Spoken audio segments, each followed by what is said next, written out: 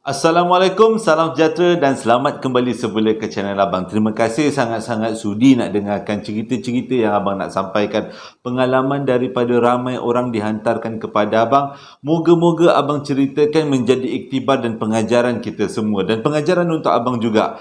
Jadi hari ini adalah hari Abang ceritakan kisah daripada beberapa orang lagi.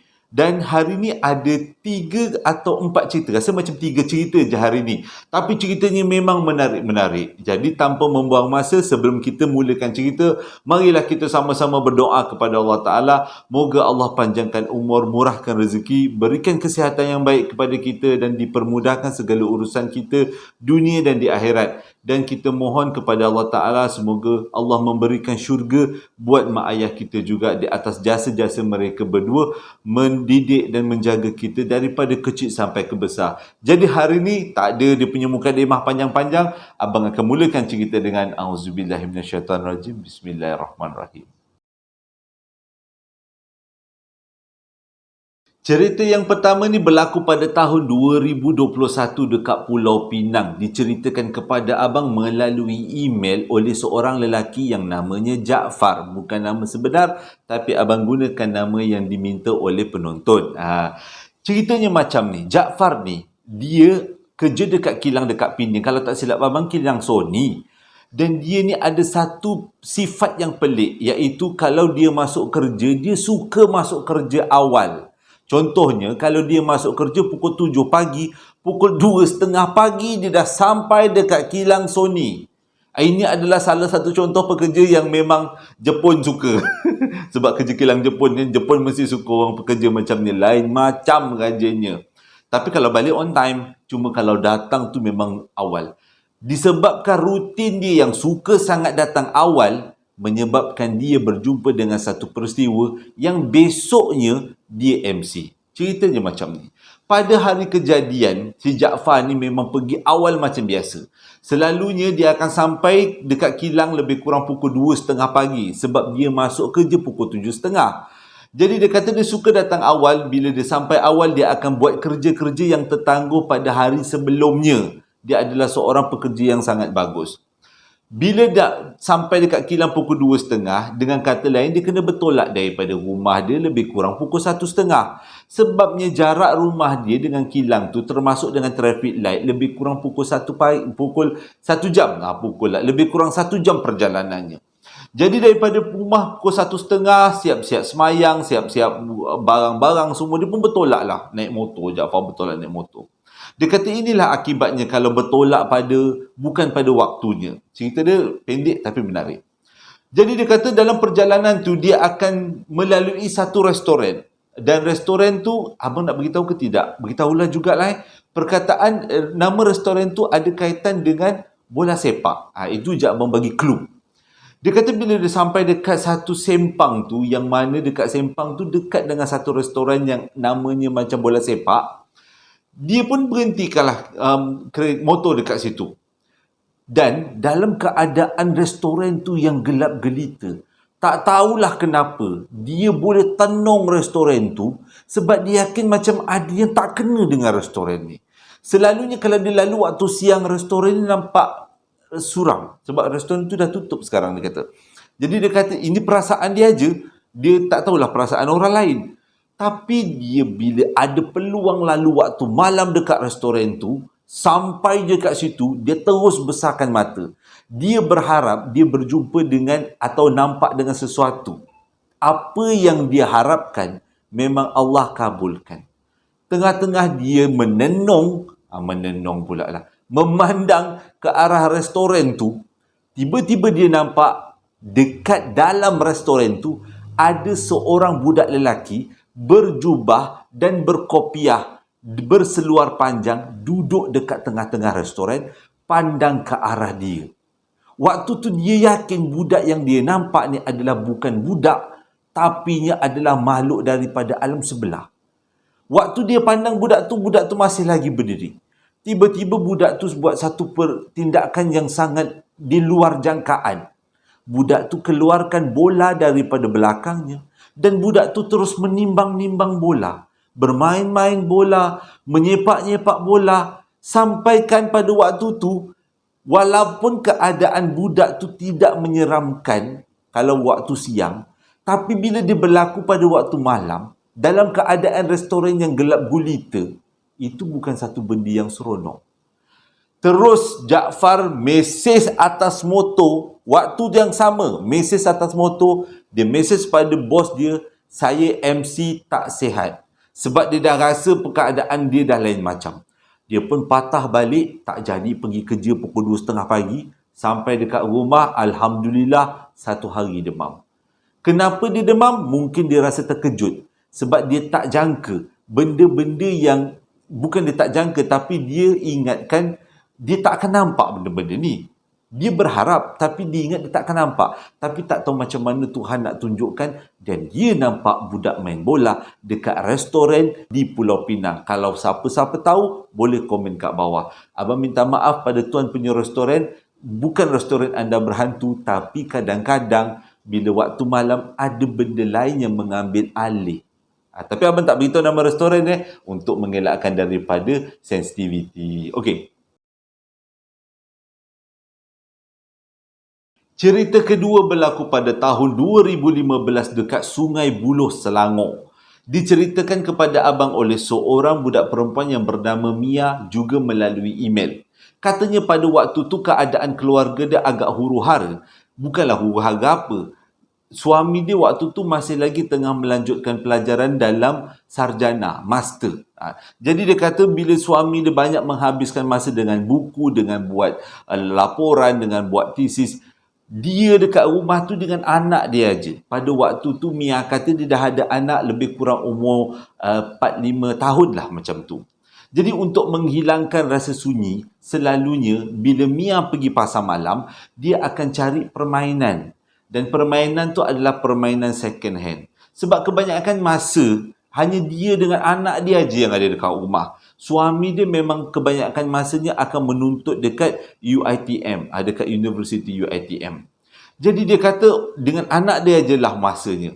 Satu hari, entah macam mana, dia tergerak nak pergi beli mainan dekat pasar malam.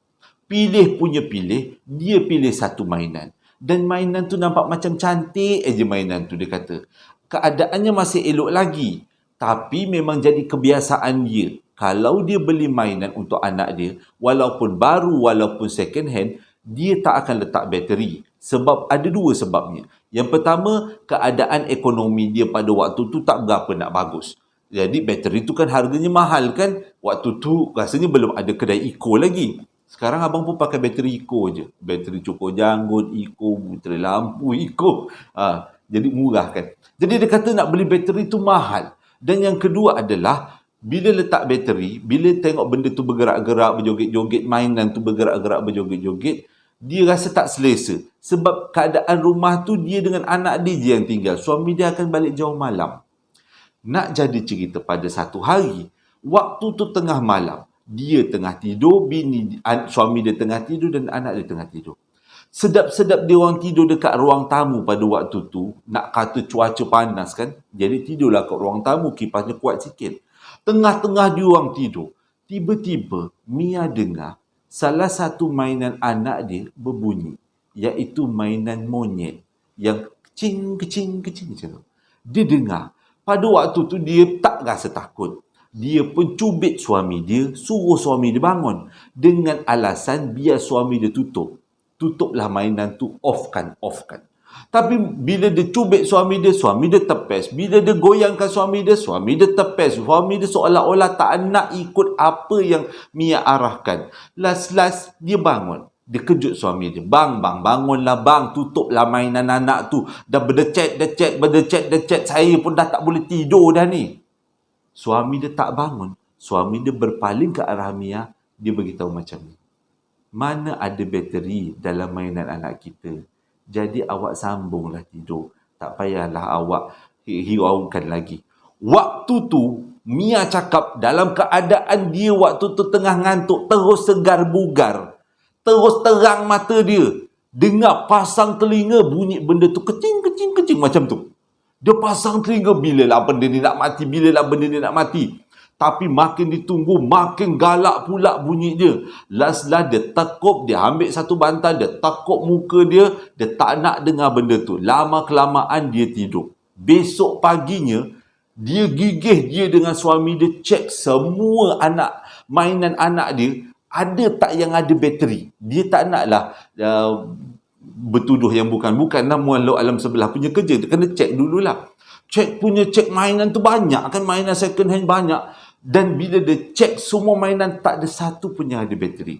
Tapi dia yakin yang dia dengar malam tu adalah mainan daripada rumah dia. Salah satu mainan anak dia. Kenapa mainan anak dia menyala waktu malam? Itu menjadi persoalan dekat kepala dia. Sebenarnya Mia duduk rumah tu agak baru juga. Semenjak suami dia sambung belajar dekat UiTM. Jadi dia menyewa lah dekat Sungai Buloh tu. Rumah mana tak pula dia beritahu pada abang. Dia kata dia sejak duduk rumah tu, peristiwa pertama yang dia dengar mainan anak dia berbunyi-bunyi itu, dia dah rasa tak sedap hati. Dia rasa rumah dia mesti ada sesuatu yang dia pun sendiri tak tahu. Okey. Jadi dia kata akhirnya dia pun buat keputusan untuk carilah orang. Kalau berlaku sekali lagi peristiwa pelik, dia akan cari Darul Syifa ke, Darul apa ke, buat pagar rumah, buat bacaan Yasin. Tapi hari berganti hari, tak ada lagi kejadian pelik. Tapi pada satu malam, dia berjumpa dengan sesuatu benda yang kejadian yang memang susah nak dijelaskan. Waktu tu dia tengah tidur dengan anak dia dekat dalam bilik. Suami dia dekat depan tengah mentelaah buku. Biasalah budak belajar master, susah kan master. Tengah mentelaah buku. Tiba-tiba, yang si Mia ni terasa telinga dia seolah-olah dia tiup sesuatu. Jadi dia mula-mula tepes lah. Diingatkan suami dia nak bermanja-manja tiup kat telinga ni macam tu. Yelah, suami isteri punya hal lah kan. Abang tak boleh nak komplain lebih.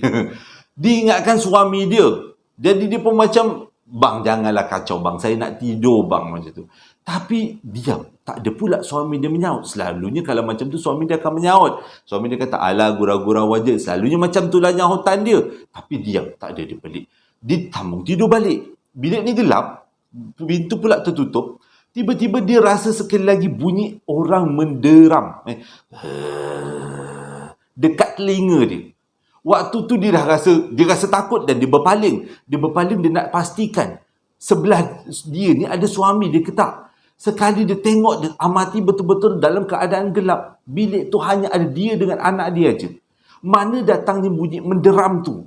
Jadi dia cepat-cepat bangun, buka pintu, dia tengok suami dia tengah mentelaah buku. Dia pergi kat suami dia. Dia cakap apa? Bang, saya rasa tadi saya dengar ada suara menderam dekat telinga saya. Buat sesuatu bang, saya rasa tak sedap hati. Suami dia pun paling ke arah Mia. Abang pun rasa tak sedap hati juga ni. Abang rasa waktu abang mentelaah ni macam abang dengar bunyi-bunyi lain macam. Jadi suami dia ambil keputusan, pergi ambil air semayang, ambil air wuduk, dan suami dia azan sekuat-kuatnya dalam rumah. Hanya untuk ketenangan. Jadi selepas azan, Mia dapat tidur dengan anak dia dengan lena. Dan pada malam tu suami dia tak jadi nak mentelaah panjang-panjang, tutup buku, tidur dengan anak dengan bini. Besok paginya, dia orang pencarilah orang-orang daripada Darul Syifa untuk pagar rumah, buat sesuatu. Tapi disebabkan orang Darul Syifa sangatlah sibuk pada waktu tu, jadi si suami tadi berjumpa dengan kawan-kawan setaman dia. Maksudnya kawan-kawan yang dia kenal dekat masjid, dekat surau. Jadi dia berjumpa dengan beberapa orang ustaz. Ustaz tu adalah juga ustaz tu tawarkan diri untuk pagar rumah dan juga buat air tawar. Lepas dia buat semua benda, dia terus cakap sebenarnya rumah ni adalah laluan. Rupanya dekat-dekat dengan rumah dia ada tanah perkuburan untuk pesakit. Abang tak boleh nak beritahu pesakit apa, tapi satu penyakit yang agak kritikal lah. Jadi pesakit-pesakit kritikal tu semua dikebumikan dekat kawasan tu, dan kawasan tu pula dekat dengan rumah Mia yang sewa waktu tu, dan dikatakan ustaz tu cakap rumah tu adalah laluan. Jadi dia kata tak hairan. Kalau dia tanyalah Mia, ada dengar tak bunyi kerusi bergerak, orang kemas rumah, bunyi guli? Mia kata ada, tapi dia ingatkan benda tu benda biasa. Rupanya tak, itu adalah tanda rumah tu ada sesuatu. Jadi Tak lama lepas tu suami dia pun luluslah sarjana, dapatlah sijil sarjana, dan suami dia pun dapat tawaran bekerja dekat satu universiti lain, dan mereka semua berpindah. Mia ingatkan selepas berpindah semuanya akan kembali normal, tak ada gangguan-gangguan. Tapi tak sangka rumah yang kedua yang dia pindah ni pun ada ceritanya. Tahun 2016, suami Mia berjaya menamatkan pengajian dan dapat sijil master sarjana daripada Universiti UiTM, dan mereka semua berpindah ke satu tempat, kalau tak silap abang, dekat kawasan Dengkil.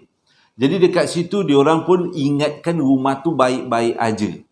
So, mula-mula Mia kata bila masuk je dekat taman tu, hari pertama, itu je lah yang rasa okey hari pertama. Hari kedua, hari ketiga, bila suami dia tak dekat rumah, lagi sunyi. Kawasan perumahan tu punyalah sunyi, dia kata. Sampaikan kalau anak dia bermain-main, hanya ada suara anak dia aje. Padahal kiri kanan, depan belakang penuh orang. Tak tahulah orang tu pergi mana, dia kata. Tapi macam seolah-olah kawasan perumahan tu dah ditutup, dah dikedap bunyi. Entahlah, tak tahulah. Bunyi yang daripada luar tak tembus pula masuk dalam rumah. Mia kata dia duduk rumah tu, dia stres. Suami dia pergi kerja, dia pun rasa macam nak ikut suami dia pergi kerja. Punyalah stres. Sebab sunyi sangat-sangat. Seminggu selepas dia duduk rumah tu, mereka mengalami satu peristiwa yang sangat menakutkan. Waktu tu berlaku pada waktu malam. Tengah-tengah Mia tidur, suami dia tidur dan anak dia tidur dalam satu bilik. Tiba-tiba anak dia bangun kesat-kesat mata. Mia perasan anak dia bangun. Dia tanya anak dia, baby nak pergi mana? Dia cakap, baby nak tengok kawan. Waktu tu Mia ingat anak dia main-main. Tapi dia rasa macam, pelik pula anak aku. Dia biarkan anak dia apa yang anak dia nak buat. Anak dia pun gosok-gosok mata, pisat-pisat mata. Anak dia turun daripada katil dan anak dia menuju ke tingkap. Dan anak dia buka tingkap. Lepas tu lambai. Mainlah masuk. Sinilah kita main. Sinilah. Kalau abang cari Mia, memang sepak anak tu, cubit. Siapa pula nak panggil tengah-tengah malam ni? Waktu tu Mia kata berderau darah dia. Dia tak nak ambil tindakan segera. Dia terus kejut suami dia. Bangunkan suami dia. Bila suami dia jadi saksi mata. Bila suami dia bangun, suami dia tengok keadaan anak dia. Duk panggil-panggil. Marilah sini. Dekat tingkap. Pada waktu tu Mia kata bulu roma dia meremang. Dalam hati dia, subhanallah, la ilaha illallah, la ilaha illallah, Allahumma salli ala sayyidina Muhammad. Apa sekir yang terlintas kat kepala dia baca. Dan untuk mengelakkan benda-benda buruk berlaku, Mia terus turun daripada katil. Dia pegang anak dia sambil dia tutup tingkap. Dia cakap depan anak dia, baby nampak siapa? Lepas tu anak dia cakap, baby nampak ramai kawan dekat depan rumah kita. Ada orang, ada bukan orang, ada binatang, ada monyet. Pada waktu tu Mia yakin apa yang anak dia nampak adalah makhluk daripada alam sebelah. Lepas tu Mia tanya lagi, kenapa baby panggil dia orang ajak masuk rumah? Kan ni rumah kita, jangan panggil-panggil dia orang masuk. Lepas tu anak dia cakap, tak mami, rumah ni rumah diorang. Sinilah rumah diorang. Diorang nak balik rumah diorang. Kesian mami. Jadi baby panggil diorang suruh datang sini, suruh balik rumah sebab ni kan rumah diorang. Kalau abang pindah, esok pindah. Tapi malam tu Mia peluk anak dia. Tidur sambil peluk anak dia. Sepanjang malam dia dengan suami dia berzikir dan buka handset ayat suci Quran untuk mengelakkan benda-benda buruk berlaku. Sepanjang malam tu dan selang beberapa hari tak ada benda buruk berlaku. Tapi apa yang Mia cakap, apa yang baby cakap, Mia yakin itu adalah benda yang dia nampak. Tapi persoalannya, kenapa baby cakap rumah ni adalah rumah diorang, rumah makhluk tu? Kenapa? Tapi ada cerita di sebaliknya. Dalam banyak-banyak bilik dekat rumah Mia ni, ada satu bilik tu bilik tengah. Bilik tengah tu, mengikut kata baby anak Mia, adalah bilik nampak rumah makhluk-makhluk tu. Dia kata, inilah tempat ni lah kat rumah kawan-kawan baby. Kawan-kawan baby nak datang rumah kita, nak datang kat sini je Mami. Dia tak nak pergi mana-mana. Waktu tu, Mia dah rasa lain macam. Setiap kali dia masuk bilik tu, dia dah rasa meremang. Dan yang lebih tak sedap lagi, bila baby anak Mia masuk rumah tu, dia akan panggil monyet, monyet, monyet. Dan bila Mia tanya apa yang baby nampak banyak monyet. Baby nampak ada satu monyet besar. Tapi diorang semua baik, Mami. Budak kan, dia cuba benda tu, ialah kadang-kadang benda tu makhluk daripada alam sedar. Bukannya semua jahat, ada yang baik. Jadi Mia berbincang dengan suami dia, kita kena buat sesuatu, nak tak nak, kita dah tak larang nak pindah rumah lain lagi sebab ekonomi kita belum stabil pada waktu tu. Dan nak jadikan cerita, pada waktu tu Mia juga tengah mengandung. Jadi kalau nak pindah-pindah rumah, banyak perkara yang kena dipikirkan. Mia dengan suami dia berpakat-pakat cari orang nak berubat, nak pagar rumah ke buat sesuatu. Dan akhirnya dia orang berjumpa dengan orang pusat Darul Syifa. Dan Darul Syifa pun pagarlah rumah, buat sesuatu kat rumah tu, baca Yasin, pagar rumah dan beberapa lagi perkara yang mereka buat. Jadi, salah satu benda yang Mia nak tanya dekat ustaz tu adalah, kenapa anak dia cakap ini adalah tapak rumah makhluk-makhluk tu. Jadi ustaz tu bagi tahu mengikut apa yang dia nampak, dia kata, apa yang dia rasa, apa yang dia nampak. Dulu tapak rumah ni ada satu pokok besar. Dan lokasi paling tepat adalah dekat bilik tengah rumah tu. Dekat situ terdirinya satu pokok ara yang sangat besar. Dan dekat situlah ada satu negara yang dihuni oleh makhluk-makhluk alam sebelah yang berbagai bentuk. Ketua kepada makhluk-makhluk tu semua adalah seekor monyet yang sangat besar. Tapi jangan risau, dia kata. Diorang semua tak akan ganggu. Ini adalah kawasan diorang, rumah diorang. Dan selepas pokok tu ditebang untuk tujuan pembangunan, dan mereka semua tak tahu nak pindah mana. Selalunya kalau orang-orang biasa dengan makhluk alam sebelah, sebelum berlaku sesuatu ubah suaian ke ataupun tebas hutan, makhluk-makhluk yang kat situ akan dipindahkan ke tempat lain. Tapi mungkin pada waktu tu mereka tak dipindahkan. Pokok tu ditebang dan makhluk-makhluk yang ada berkampung kat situ tak dipindahkan. Dan bila rumah tu didirikan, memang sasahlah dia orang duduk dekat situ. Dia orang tak pindahlah ke mana-mana. Jadi ini menjadikan rumah tu terus jadi misteri. Tak lama Mia duduk rumah tu. Bila dah dapat penerangan macam tu, ingat nak duduk ke? Memang waktu tu dia kata segera dia dengan suami dia cari rumah lain untuk pindah. Sebab dia tak nak kejadian-kejadian ni akan mengganggu proses pembesaran anak dia yang dalam perut. Dia mengandung anak kedua pada waktu tu. Alhamdulillah, jumpa rumah baru, terus pindah. Tak jadi apa-apa. Dan diorang terus aman bahagia selepas tu.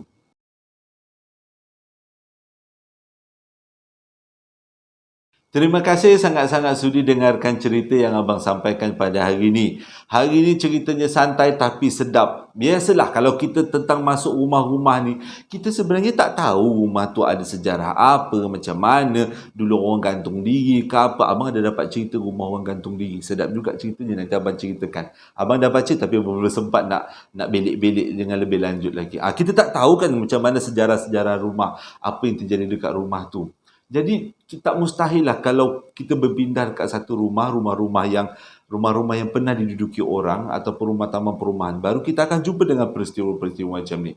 Dan pesan abang, kalau berjumpa dengan peristiwa rumah-rumah seram macam ni, jangan malu, jangan segan, pergi cari Darul Syifa ataupun mana-mana darul yang menawarkan perkhidmatan pagar-pagar rumah, minta tolong dengan diorang buat bacaan Yasin dan minta tolong diorang untuk pagar rumah. Dan pada yang sama, kita ni sebagai tuan rumah banyak akan baca Yasin, orang kata. Kalau semua orang kata Yasin ni panas, makhluk alam sebelah tak suka sangat dengan Yasin. Abang pernah dengar macam tu lah. Jadi dia kata banyakkan baca Yasin, banyakkan solat, mengaji. Jadi untuk bagi tahu kepada makhluk alam sebelah, ini rumah aku, kau jangan ganggu. Jadi benda tu sebenarnya sangat membantu. Dan itu adalah satu benda yang perlu diamalkan kita sebagai umat Islam. Terima kasih sangat-sangat sekali lagi sebab membeli sambal lara dan juga perapan sate yang abang jual. Terima kasih sekali lagi. Dan bila iklan tentang perapan sate tu dah siap, nanti abang akan tayangkan kat sini. Minta pandangan daripada semua macam mana, elok tak iklan ni. Kalau elok, nanti abang nak sebar-sebarkan dalam Facebook dan juga Instagram abang.